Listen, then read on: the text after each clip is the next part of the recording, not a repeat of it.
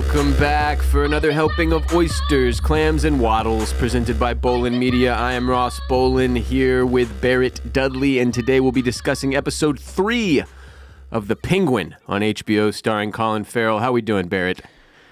We're doing all right, Ross. I know we're coming late. We're late this week, and guys like you and me, Ross, we like to podcast on a Monday, maybe a Tuesday. This week, we have to podcast on a Thursday. But that's okay. That's okay. You don't always get to podcast on the day you want to podcast. It's true. Because that ain't the way the world works, Ross. That ain't the way the world works.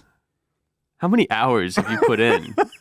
It's improving week by week, honestly. It's really impressive stuff with the voice acting from Mr. Dudley here. But yeah, we're late this week. I promise you would not have wanted to hear me talk on Tuesday or Wednesday, so we're here on Thursday doing our best. Had a cold. Yeah, they've been going around. By the way, is everywhere in the country like this now? Do colds just constantly go around it wasn't like this pre-pandemic. I know it wasn't. I think it's a combination of allergy season being really bad this year, which we get really bad here in Central Texas. That's definitely a geographical challenge we face. Yes. And then our age group, where a lot of people have young kids that are just constantly It's a cesspool. Yeah. Daycares. It's a petri dish of disease and sickness that they just bring home and spread all over your house. Good stuff. Yeah. Good stuff. Yeah. Fun stuff. So yeah, I got rocked, but we're here now. We're getting it done. We're gonna have your Patreon episode for you this week as well. We're gonna record back to back, which we usually don't do, but we're making do. Yeah. You know? So let's talk about it. Episode 3 is titled Bliss. Once again directed by Craig Zobel and written by Lauren LaFranc, as was the case with the first 2 episodes as well. This one starts with a heartbreaking flashback to Victor's life before Riddler's attack on Gotham. And I thought this was very cool. Very cool. Just as I think one of the things this show was going to need to do is find creative ways to make things more interesting. Okay. Like we said in episode 2, it can't just be every week is the Penguin getting himself in a pickle and then finding his way out. Right, like you're going to need other shit to happen. And they definitely accomplished that in episode 3. So it starts out with Victor visiting his mom and dad and sister in their apartment down in what is called Crown Point, which is, I looked it up. It's one of the worst neighborhoods in Gotham. Okay. All right. Based on my research. So Victor has a little back and forth with his dad. He's pressuring him to ask his mechanic boss for more money because they're finding these really difficult to track down parts that he needs or whatever, right? His dad kind of takes that the wrong way, saying they should be happy with what they have, considering where they came from, which is a theme that they want you to grab onto here in terms of Victor, his character and his storyline and his arc. His pops also gives him shit for running with a crew that includes a dude named Calvin, whose cousin is a drug dealer. You don't want that. No. Calvin is trouble, Barrett. Yeah. So Victor bails on dinner with his family to go back and hang with his girlfriend and their crew on a rooftop where they plan on watching Election Day fireworks. I don't think it's a holiday. It's just... Right. They celebrate the mayoral election here in Gotham. Classic Gotham tradition. With a fireworks show. Some dude named Squid shows up with his crew. Squid's who they didn't want to show up. Right, but I was like, ooh, Squid, okay, Squid. He's gonna come back. Maybe in another episode, I guess, but it's possible. I guess it was just supposed to show you that Vic is actually trying to avoid the bad crowd. Yeah. And he is a good kid. Yeah, and I think he basically just told his dad there's no way that Calvin's shithead friend Squid shows up, and then boom, there he is. There he is. There's the bad kids have come. Everybody has this happen. You're going to the party, right? High school. You think it's just going to be your crew of goody two shoes. You're doing normal hoodlum stuff. Yeah.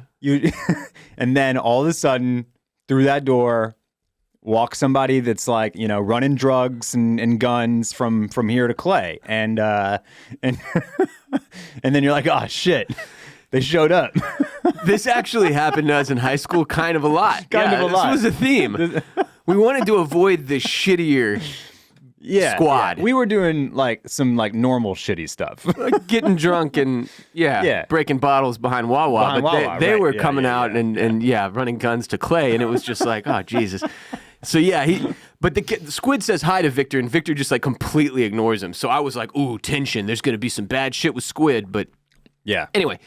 Explosions start happening, and at first they think they're fireworks, but unfortunately, Victor and the rest of the rooftop have a front row seat to the devastation of Riddler's attack on the city from the end of the Batman movie. So if you didn't see the Batman and you're watching the Penguin and you're confused about what happened here, this is the terrorist attack that the Riddler enacted during the end of the Batman. So Victor and his girlfriend can do nothing but watch as floodwaters rush in and take out both of their families in full. So like the apartment complex that they're looking down at is where Victor just was with his whole family. Yes. And to let you know that her family lives like a few doors down or on a different floor right there, he's like, you should really put some like flowers to brighten up the brick or whatever. Anyway, it's pretty devastating. It is. It is. Very cool to get another perspective of Riddler's attack, as brutal as this opening flashback is. And it's like it's supposed to be a reminder that Riddler's terrorism actually hurt the poor more than anyone, which they've kind of iterated at least once or twice. But yeah, this is, again, one of the poorest neighborhoods in the city here that gets absolutely destroyed by that attack. A lot of death, a lot of destruction. Yeah, tough stuff. But like I said, very creative, interesting, and cool way to start this episode. So then we flash to present day, where I should note, we haven't really talked about it, but there's not an opening sequence for this show. It just does the Penguin pops up on the screen, right? And I kind of like it. It's, not every show needs a 2.5 minute sprawling, crazy sequence. Totally. But present day, Penguin is waddling around his apartment with Victor, and he lets Victor know that his salary is starting at $1,000 a week. That's 1G, baby. Crime pays, Barrett. $1,000 a week for this kid. Oz is feeling really good about his new partnership with Sophia Falcone that he established at the end of episode 2 there. So he's got a lot of pep in his waddle. The waddle is working. And I got to tell you, this thing is bringing me a lot of joy week to week, the waddle. I really appreciate it. Something about it. Have you started just walking around your house doing this? I'm not doing it. Throwing your leg out to the right and then like putting it back down in front of you, just like, My neighbor across the street is watching this show, and his wife threw him under the bus last weekend and said that he is doing it around his house, which made me laugh. But yeah, so Oz gives the kid his salary. Then Sophia shows up right when Oz is getting a call from Maroney in Blackgate Prison. So Victor is tasked with occupying the hangman until Oz can finish his phone call. And this is kind of a thing that comes up at the end of the episode, so we're going to harp on it really quick. Sophia immediately picks up on the fact that Victor is afraid of her. This is a very awkward, intense scene where he's having to kind of like keep her entertained in this room while Oz handles this phone call with the Maroneys because he's two-timing these people, right? So he lies to her, Victor does, and tells her he was a mechanic that did some work on Oz's car, which is obviously kind of funny because he was actually trying to steal a part of his car. The rims. And Oz thought he did a great job, so he hired Victor, and you can tell Sophia's like picking up on his bullshit, like, sure, so you were a mechanic, huh? And you can't even work a Zippo lighter. That makes a lot of sense. Oz finally gets off the phone. Sophia tells him it's time to go, and the Victor has to stay behind. He can't come, right? So Sophia also tells Oz that he is driving, and reminds him that he used to be her driver, which is kind of a thing that gets brought up over and over in this episode. Like, she's trying to establish, like, this isn't really a partnership. You work for me. Yeah, I'm letting you be a part of this. Be a part of this. Like, remember when you were my driver? Keeping him in his place sort of thing. She also brings that up to Victor as well to let Victor know, like, this dude just used to be my driver. He's not that special sort of deal. Anyway, she just doesn't want them to think they're equals. These mob guys. Yeah. They all need drivers because they're making so many stops. Is that the gist of it? They're like constantly getting out of the car. So it's a pain in the ass if they're the ones driving themselves around. Like Sopranos too, right? Like Tony, like they all have we do see Tony drive quite a bit, but generally like on day to day for work he has a driver. He's getting picked up. Yeah. Yeah, it's a huge part of The Sopranos is either, Chrissy or Furio coming to pick Tony up at the beginning of the day in the morning to go to work. Yeah.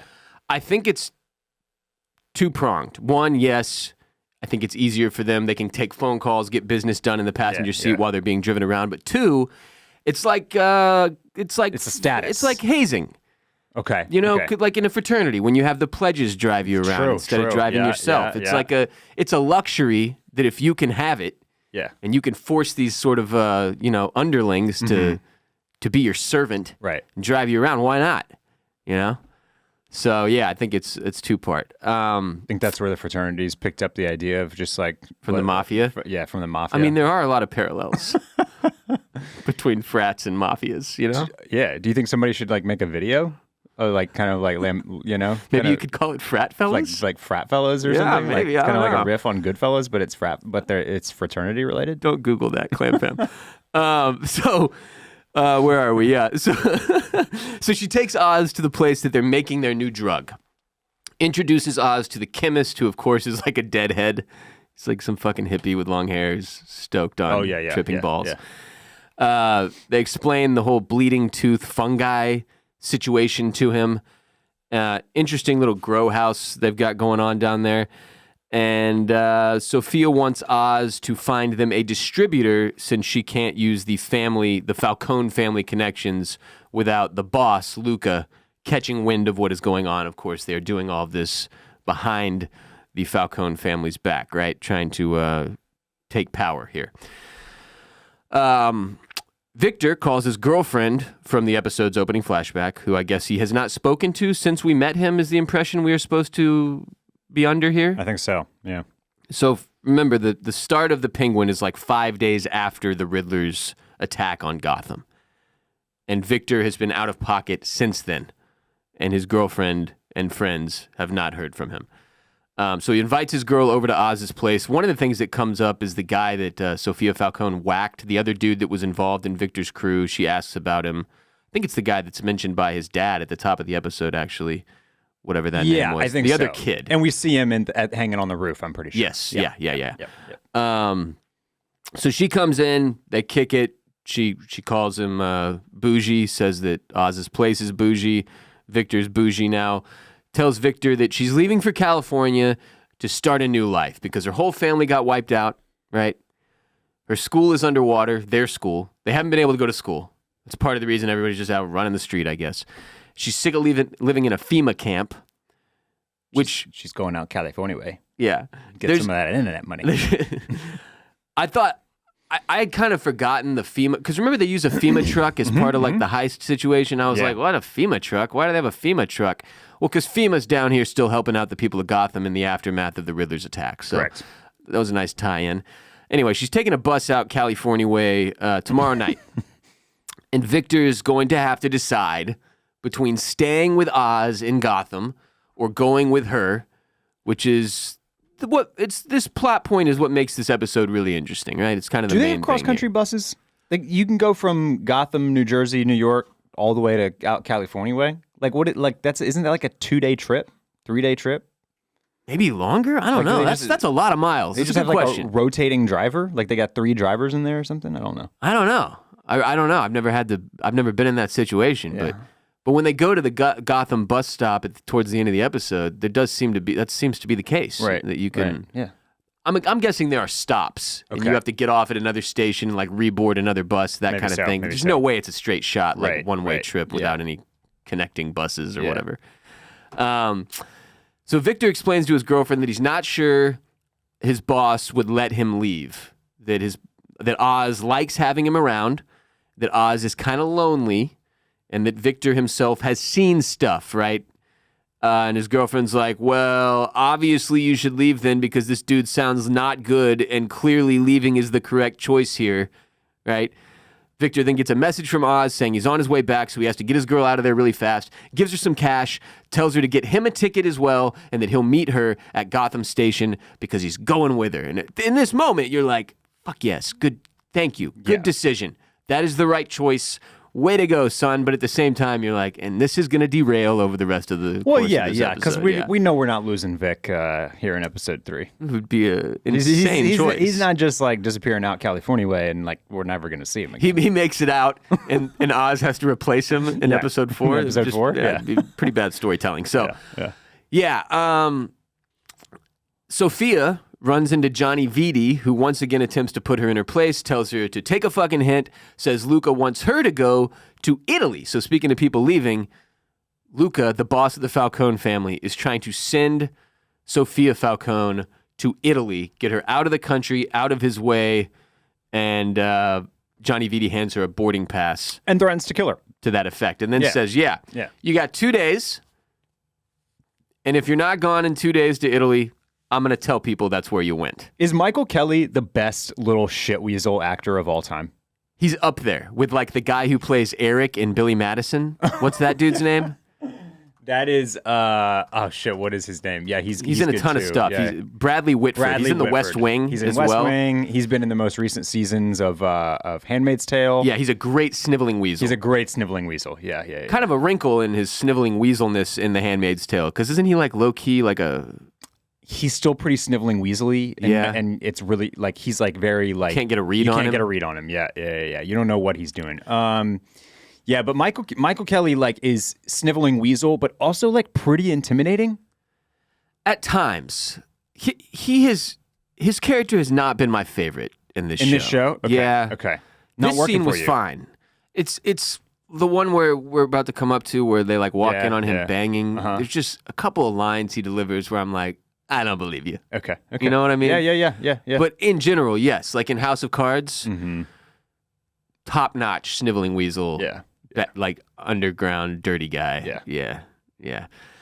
So yes, to Barrett's point, this is a straight-up threat.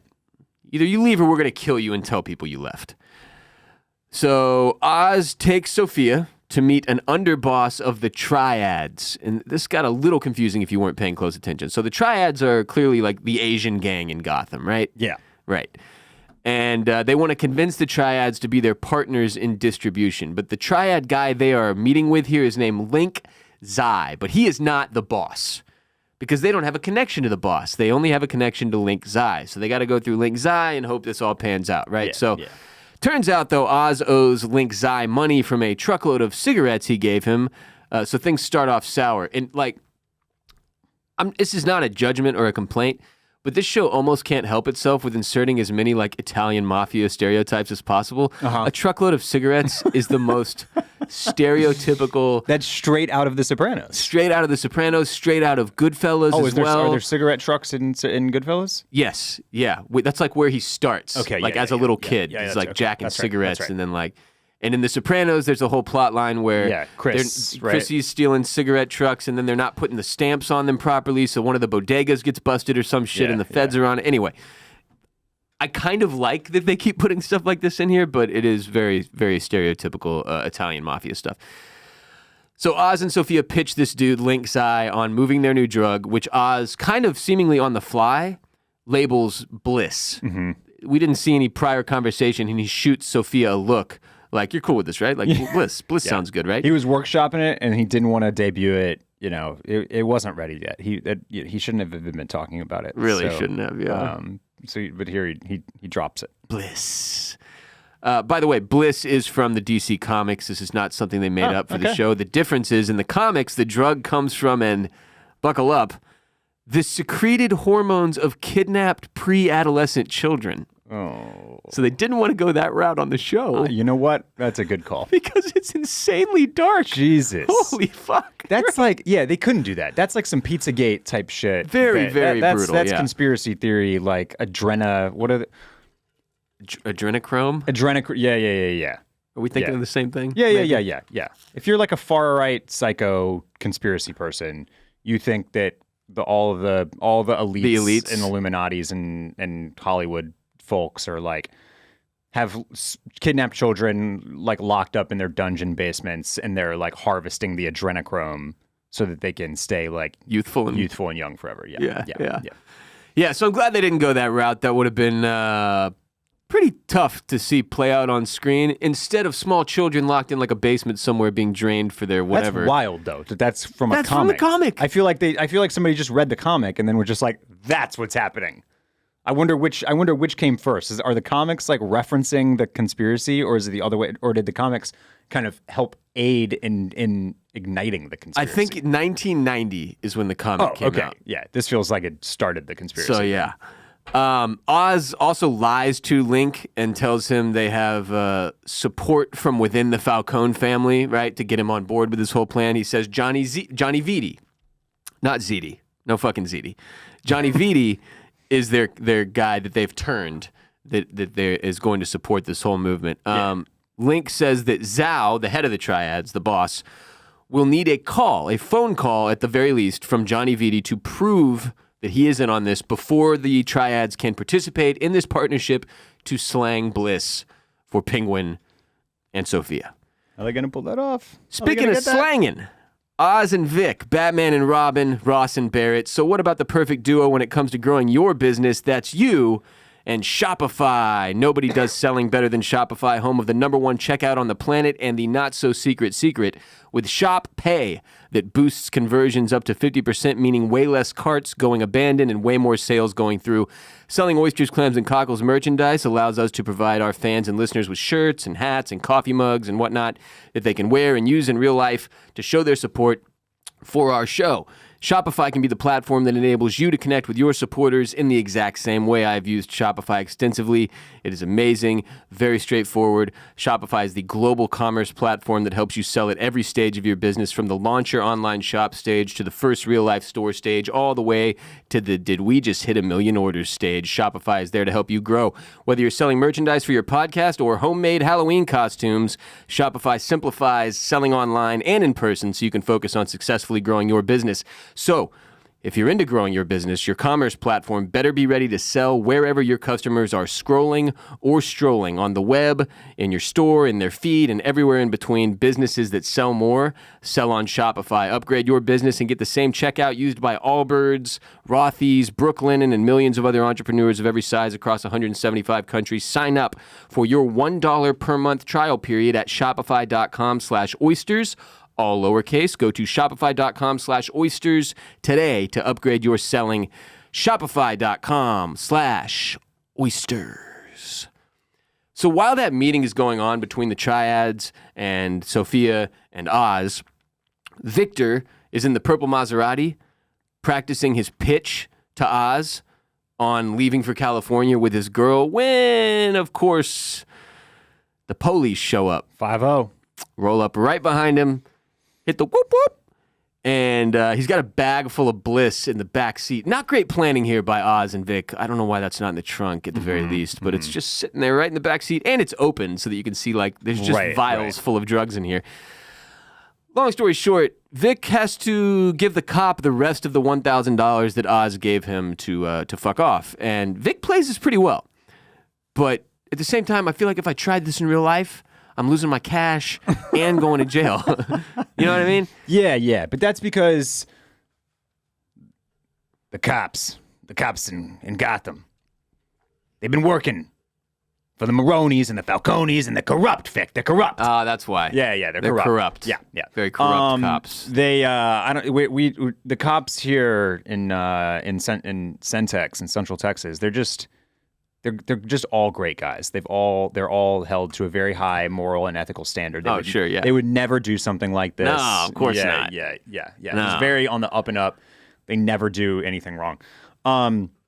So that's probably why that wouldn't work for you personally. Yeah. No, it was smooth, and I think it's actually an important scene by the time we get to the end of the episode, because it's one that kind of like shows that even though that Vic is kind of like a guy that's overcoming things like the stutter and maybe a little imposter syndrome, all that type of thing, like, and having lost his entire family. Yeah, he does have like a little bit of savvy to him and is kind of maybe enjoying the game a little bit more than he's letting on at this point. Than he's letting on, or that he realizes he is, because he kind of steps into this moment and does play it pretty smoothly and gets himself out of the jam. Yeah, because if he doesn't say, what money? I don't have any money, then this doesn't work. it has to be an unsaid thing for the cop to take the bribe. Right, He can't be right. like, why don't you keep all that cash? Then he's going to jail. Yeah. So he has to play it like, I never had any money on me in the first place. Yeah. So that the cop can just walk away. Because body cams. And guilt-free, you know? But also maybe body cams. That was the thing that popped up for me. Seriously, I was like, okay, so he couldn't say it because of the microphone. Yeah. You know? Yeah, Something. yeah. So Oz takes Vic out to a nice restaurant to celebrate this partnership with the Triad, or this potential partnership with the Triad. And Vic tells him the story about bribing the cop, and then he struggles to order the steak frites. And the waiter kind of like steps in and is like, steak frites, I'll finish the sentence for you. And Oz freaks out on him, right? He's like, you shut the fuck up. You let him talk. He can do it himself. And stands up to him for the waiter. And it's just another moment where you see that this, like, Oz clearly has his own set of handicaps. Yeah. Right? Between being just the ugliest man alive and having the foot situation and the waddle. Mm-hmm. He connects with Vic because of the stutter, because of the speech impediment. And it's like, there's a line in Game of Thrones where Tyrion says he has a soft spot for cripples, bastards, and broken things. Yeah. And it reminds me of that. Like, he feels for people that have some type of added strife in their life. Yeah. And so we continue to see this like unusual father-son relationship between the two of them, between Oz and Victor, like flourish in this episode. I keep kind of lovingly making fun of it, but it's the guys like me and you, Vic. Like, it's they are. There's a bond there. Yeah. He sees himself in Vic, and that's their shared kind of like adversity there is definitely part of what makes them, bond. Yeah. The weird connection between them a pair is the like beating heart of the show. Yeah. So far through 3 episodes, like it is working. Yeah. Silly and over the top as it may be at points, like it is working. It is what made this 3rd episode so effective to me, which I'll touch on more at the end of it. But Oz tells Vic the world is not set up for honest men to succeed. That America is a hustle. You have to take what you want, right? And then. Which are all themes that, again, tie in very strongly to the whole this decision that Victor is making. Do I want to be like my dad? Or do I want to go this, criminal route? Yep. And try to build a different, potentially better life. And this is where I think this is where we're getting a lot of like what the show kind of wants to be talking about and wants to be saying, couched in this whole Batman universe, right? But this was to me like very much like what they want to be talking about, which is, I think a lot of shows are interested in talking about, which is this idea of the American dream no longer being what it once was. Right. And not being attainable if you go the straight route. If you go the straight and narrow and you get a good, hardworking, blue collar job, you should be able to have a life, to have a comfortable life, but you don't. That's not how you get ahead. That's not how you get in anywhere, really. You stay stuck in the same spot. Right? You don't get to eat at the nice restaurants. It's always a struggle. You're always trying to make ends meet, and that's why guys that see an opportunity for themselves, like Vic and like Oz, like they reach out and grab it because that's how they see their way out. Yeah, and the other implication being that nobody gets to the top or anywhere near it without Breaking Bad and doing something criminal or shady at the very least, which really the older you get in this country, the more you start to realize that might actually be the case in a lot of ways, right? So I think it's something that people connect with, right? Yeah, 100%. I mean, it was basically the entire fucking premise of Breaking Bad, the show, right? So in the middle of this dinner, Penguin keeps looking over at this table with these 2 girls. And it took me a minute to pick up on what was happening here. And then eventually he gets up and waddles over there, and it's Tina. It's go time. Yeah. So he sees the girl that's been banging Johnny Vitti. This is Falcone, the boss Falcone's wife. Luca's wife. And he goes and sits down with her, sets up his next move, which we immediately see play out when Oz and Sophia bust in on Johnny Vitti banging Tina, Luca's wife. They blackmail Vitti into calling Fang Zhao, the head of the Triads, and who they need Johnny to say they have, they're in this together, right? They need to sell that to the head of the triads and prove that they have Vidi's support. So before he makes the phone call, though, Vidi rips into Oz, telling him that people keep the penguin around as entertainment because everybody knows he's a goddamn joke. And it was very reminiscent of the first scene where, what was his name? Alberto Falcone. Yeah, thank you. Starts making fun of Penguin. Look at you knowing names. And his dream, it's the Dayquil. It's keeping me sharp. And Oz snaps and puts like 7 bullets in him or whatever. Yeah. So you think that's about to happen here. Like, oh my God, he's going to blow Johnny Viti away and ruin this whole plan. Yeah. But instead, he just jams his iPhone as deeply into his mouth as is possible because it's like an iPhone 15 Max. Like it's not a small phone. Right. And he's beating it into his mouth so hard that the screen cracks. Like it's a tough to watch scene. Yeah. But effective. He says, make the fucking call.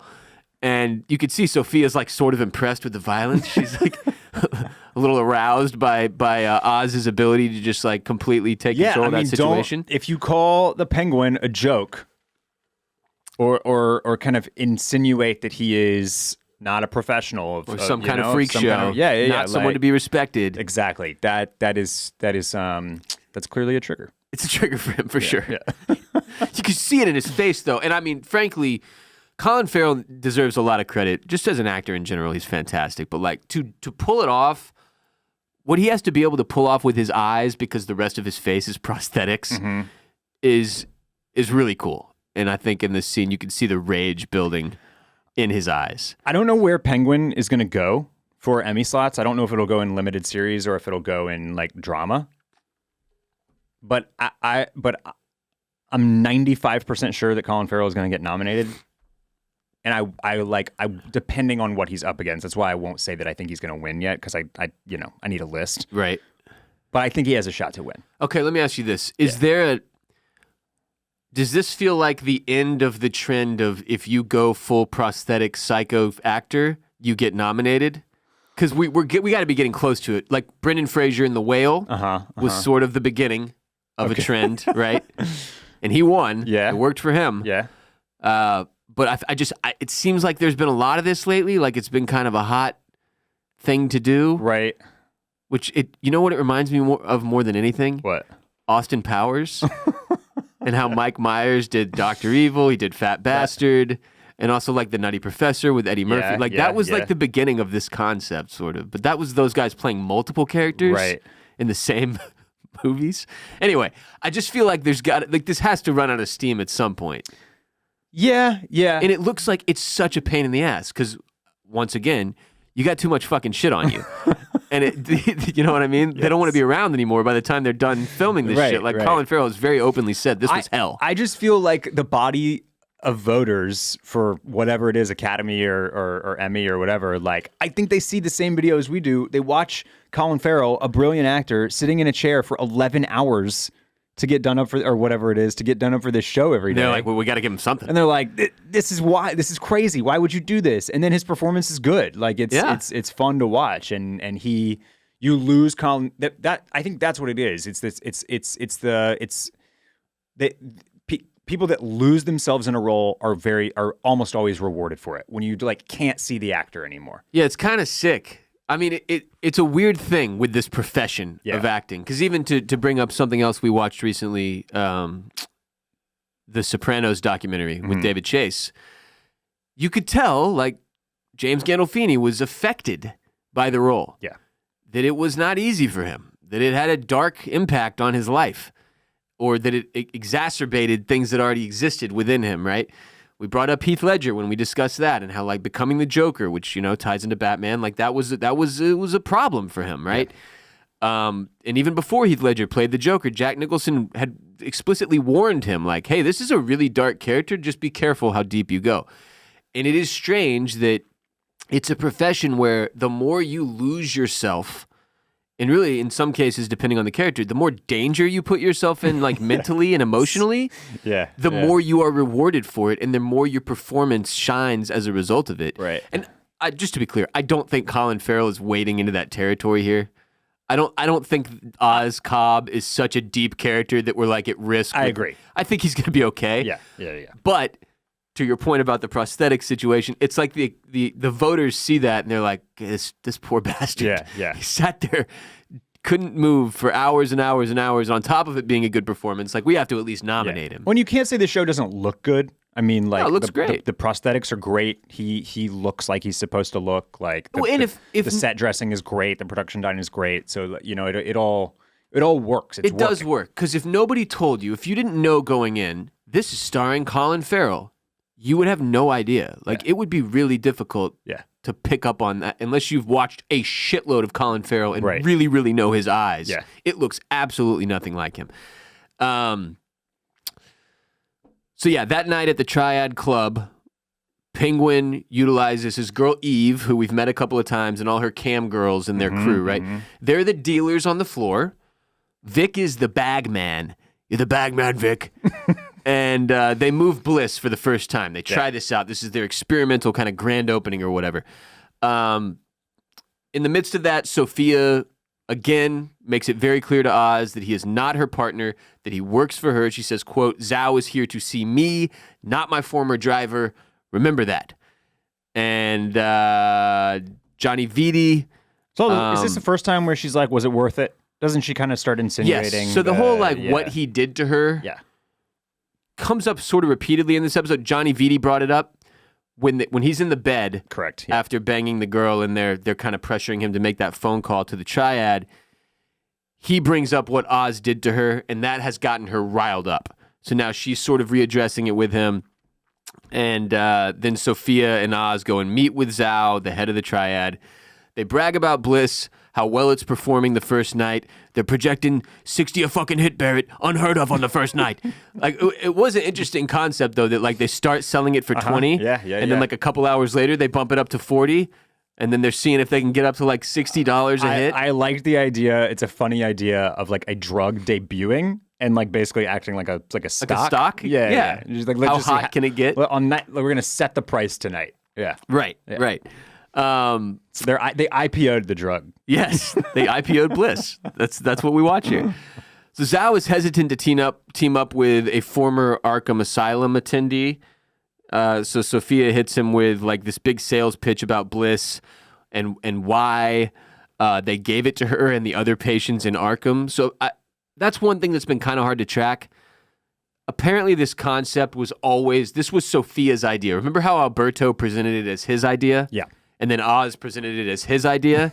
Well, it turns out Sophia was the one who gave Alberto the idea, and then Alberto took it as his own because she got given something like this in Arkham. That kind of, what did she say? It like it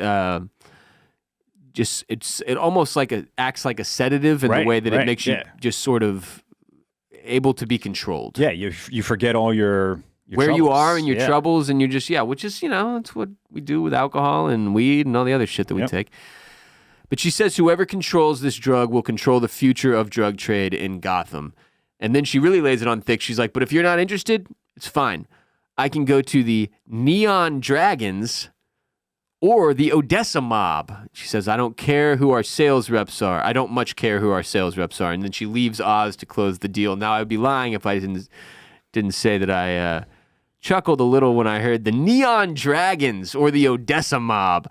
But that does sound like some shit straight out of a Batman comic. Yeah, well, like a little cheesy. Who can forget the Neon Gang, which I gotta think is the Neon Dragons. You think that's the inspiration for that? From Batman. Well, I think Returns. Was it Returns? No, it's not Batman Returns. I think it's Batman Forever. I think it's the Val Kilmer one. Okay. It is Batman Forever. You're correct. Those guys were absurd. Where he drives through and it's just like everybody's like decked out in like neon lights. Yeah, rave gear. Yeah. And that's got skeleton paint. Yes. That's got to be the Neon Dragons, right? I works for me. Those are the Neon Dragons. Who knows who the Odessa Mob is? Nah, I don't know about that one. Where is Odessa? That's in Texas. I thought so. Seems like a long way away from Jersey. Anyway, she leaves Oz to close the deal. She's like, either get it done or don't. I don't care. And that strategy works. The Odessa Mob is a Russian mafia group. Oh, okay. In Gotham City. Great. Wonderful. Good to know. There you go.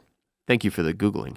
Meanwhile, Vic is having a great time as bagman, and one of the cam girls named Roxy, the one he kind of hit it off with at Oz's apartment when they had all the girls over, she wants him to dance with her just when his girlfriend is like texting him like, I'm at the bus stop, where are you? Which is, you see where this is going.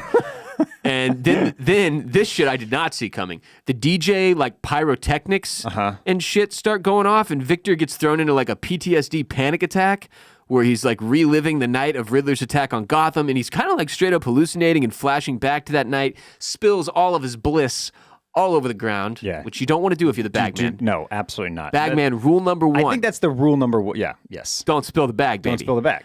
But he spills the bag. This scene was very well done, I just want to say. This is not an easy thing to pull off and not make look stupid, and they accomplished that. It's jarring in the way they like the floodwaters rolling in thing. You get all these visuals that are very, very cool and effective.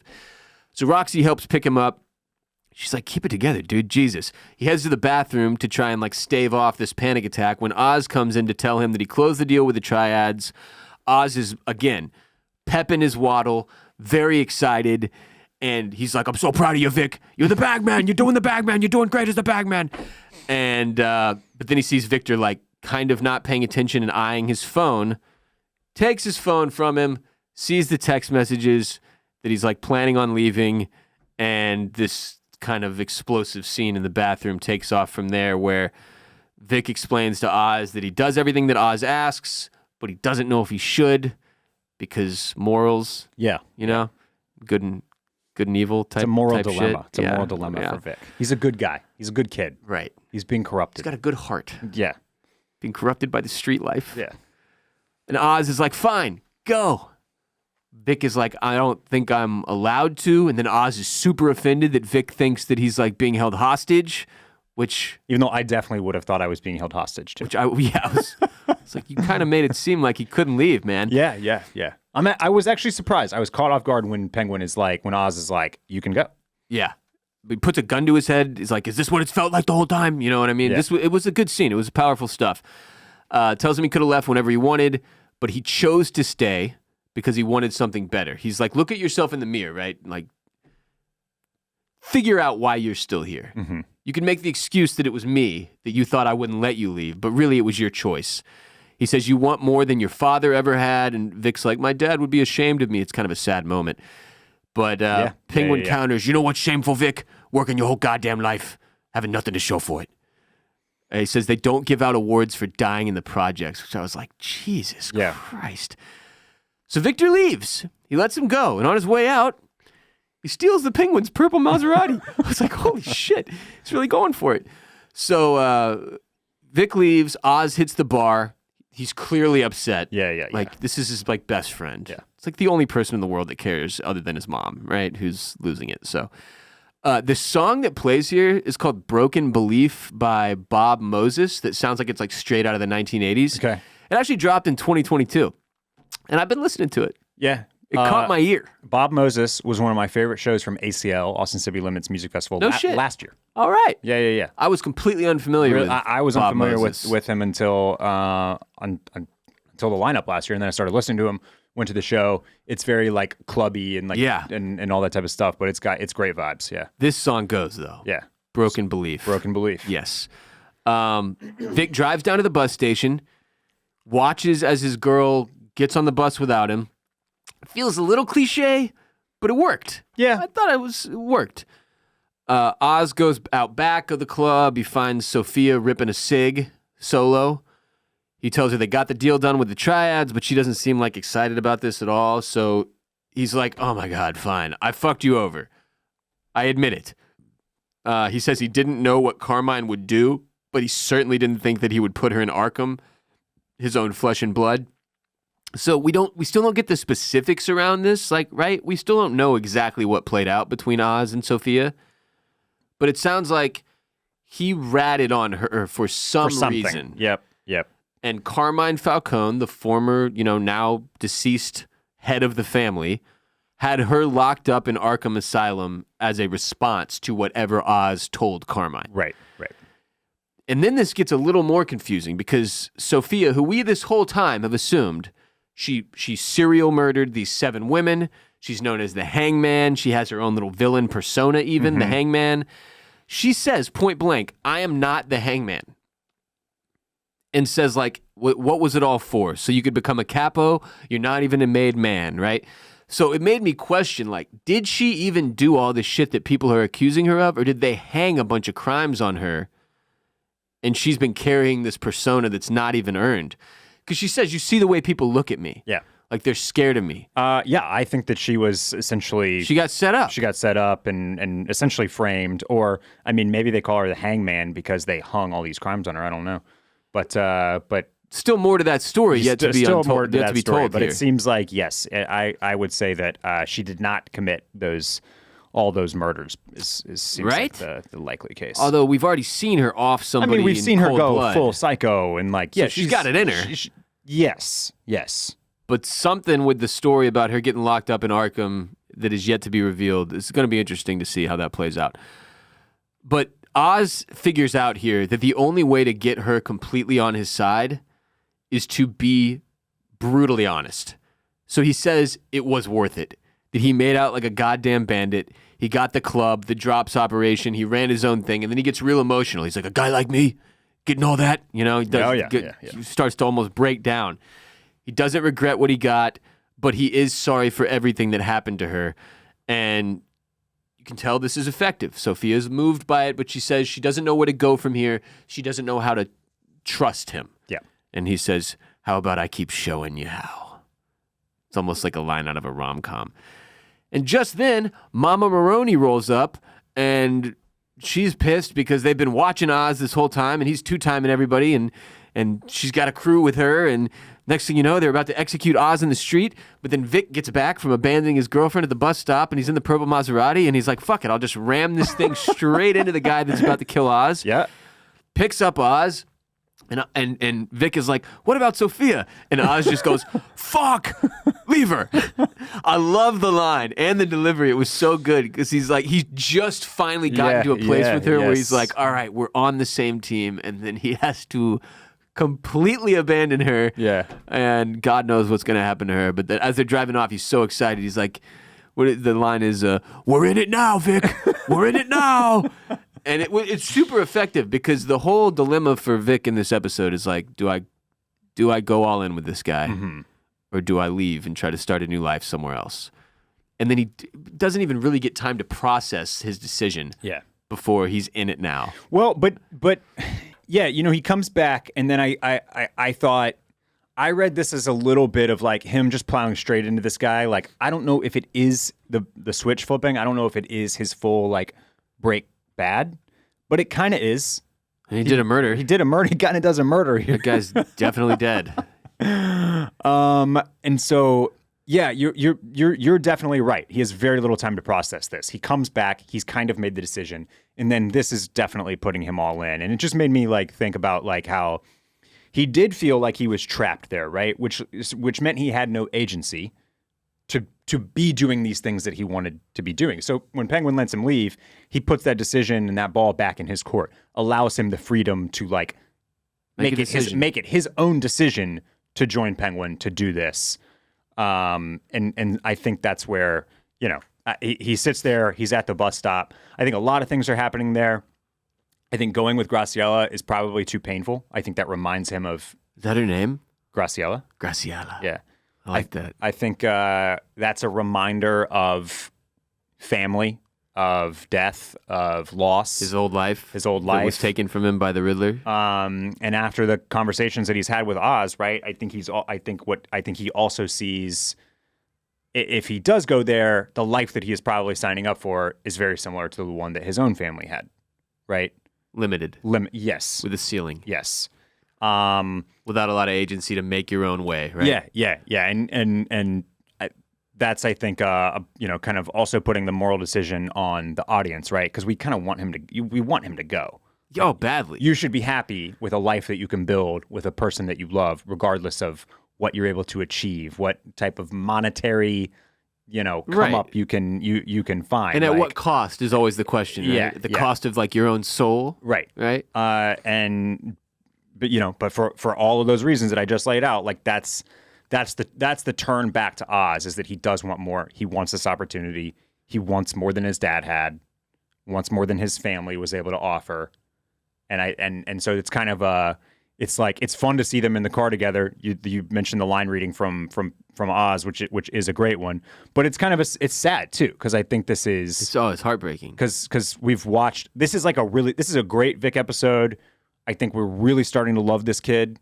You know, he's done a fantastic job. He's turning in a really nice performance himself, the actor here, and this is kind of the Renzi Feliz. Yeah, and it's kind of a sad decision. It's bittersweet because we'll get a lot more of him and a lot more hijinks with he the Penguin, but he he does kind of sell his soul for it a little bit. Loses himself here, yeah. And I think it's kind of a classic proposition to a life of crime, right? Is this idea that you go outside the system and you have a real chance to like create for yourself, create opportunity for yourself, but then the things you have to do, you slowly lose yourself anyway. Like the cost of it all is too heavy. When the more and more that you tell yourself that there is no good and bad, that there's no black and white, which comes up in this episode, right? Yeah. Penguin directly tells him like that it's just this. Yeah, that's just giving you a longer and longer leash to do whatever you want and whatever it takes. Yeah. There's also the parallel drawn. Like there's a point with Sophia where she's bringing up with Oz in the club, like, was it all worth it? What you did to me? How you screwed me over? And she tells him like, I'm getting the impression that you always want more.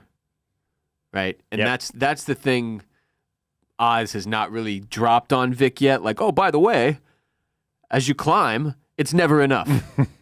You're always going to want to take the next step. You're always going to want the next, more power, more control, more money. Right. Yeah. And it's a tough game to play. But this was like, I think you and me were pretty much in the same spot after episode 1. Like, good start, a lot of potential. Going to be interesting to see where this thing goes. You enjoyed episode 2 a little bit more than I did. Yeah. I thought that was sort of a downswing.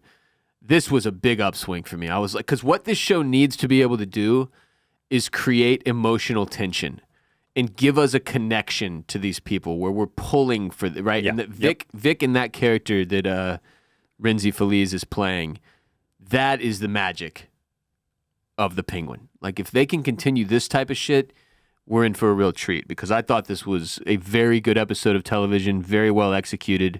The flashback did a fantastic job of giving us even more depth with Vic's character. The whole dilemma with him and his girlfriend also played very, very well. And there's this like fucking craziness in the Penguin below it all, right? That you can just see there. Like we see it in the scene where he stuffs the iPhone in Johnny Viti's mouth. Like, as happy-go-lucky as the guy seems at times with Vic, there's like this murderous psychopath underneath the surface that's just waiting to come out at any moment. And I'm getting the impression more and more that this, especially after episode 3 and what this gave us emotionally and sort of being a heartbreaking tragedy, Greek tragedy style story here, this show, I think, is going to get pretty brutal. Like, I think it's going to be pretty tough to watch at times from an emotional standpoint, just what we're seeing happen to these characters. And it's this was great. This was a really good one. I was very impressed. Yeah.